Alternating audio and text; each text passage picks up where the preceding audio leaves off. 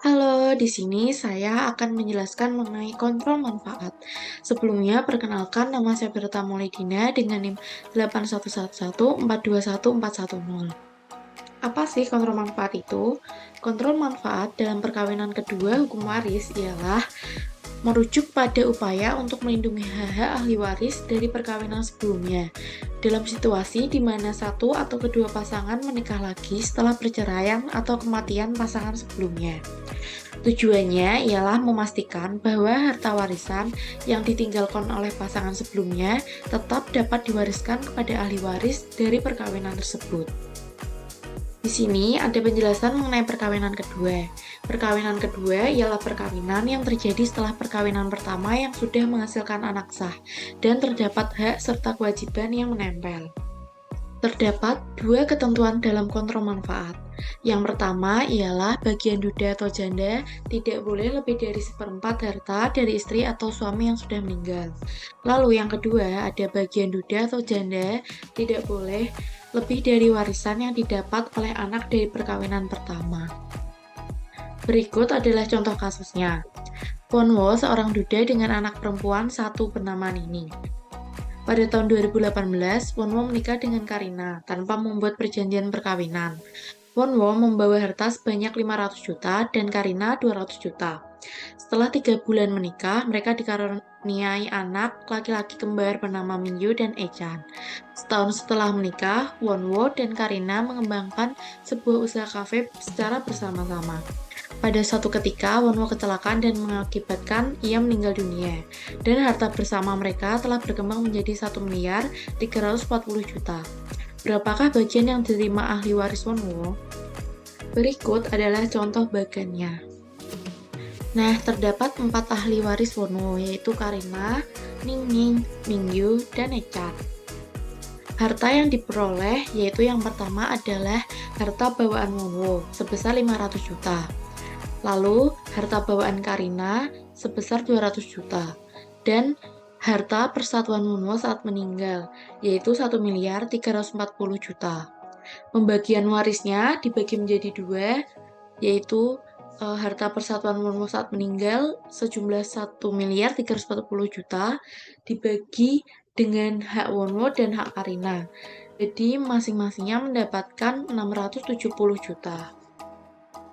Lalu, harta warisan Wonwo sebanyak 670 juta dibagi menjadi 4 dikarenakan ahli waris Wonwo adalah 4, yaitu Karina, Ningning, Mingyu, dan Echan.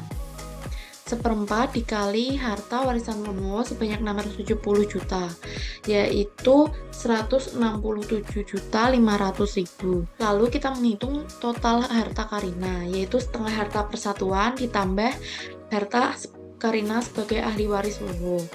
Setengah harta persatuannya yaitu 670 juta dan harta Karina sebagai ahli waris Wonwo sebesar 167.500.000. Jumlahnya yaitu 837.500.000. Dilakukannya kontrol manfaat Karina, yaitu untung perkawinan sama dengan jumlah harta bawaan Karina ditambah Wonwo. Nah, harta persatuan Wonwo setelah meninggal yaitu 1.340 juta dikurangin jumlah harta bawaan K yaitu jumlah 200 dan jumlah harta bawaan W atau Wonwo yaitu 500, yaitu 700. Sehingga total akhirnya yaitu 640 juta. Harta cuma-cuma Wonwo sama dengan 0 dan Karina juga 0 dikarenakan mereka tidak membawa harta cuma-cuma. Lalu, menghitung total harta Karina dan Wonwo. Cara menghitung harta Karina yaitu ialah harta bawaan Karina ditambah setengah untung perkawinan ditambah harta cuma-cuma Karina. Harta bawaan Karina yaitu 200 juta ditambah setengah dari untung perkawinan yaitu 320 juta.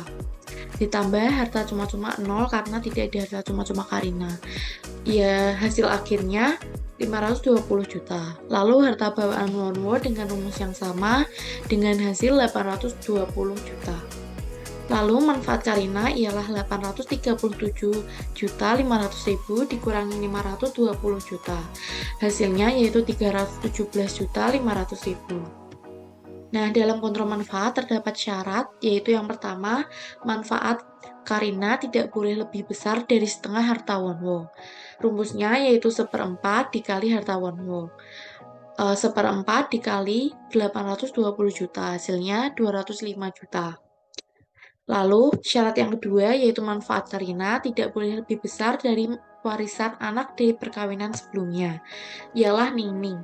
Bagian warisan Ningning yaitu 167.500.000. Nah, diambil dari maksimal terkecil, yaitu 167.500.000. Nah, kelebihan manfaat Karina ialah 317.500.000 dikurangi 167.500.000. Hasilnya ialah 150 juta, dikembalikan pada hak anak, yaitu Ningning, Mingyu, dan Echan, dibagi 3. Lalu bagian yang diterima Ningning, Mingyu, dan Echan ialah 167.500.000 ditambah sepertiga kali 150 juta.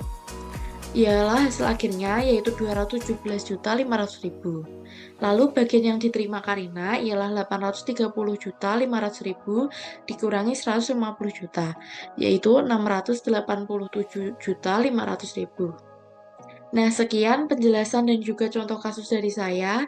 Jika ada kesalahan kata, mohon dimaafkan. Terima kasih.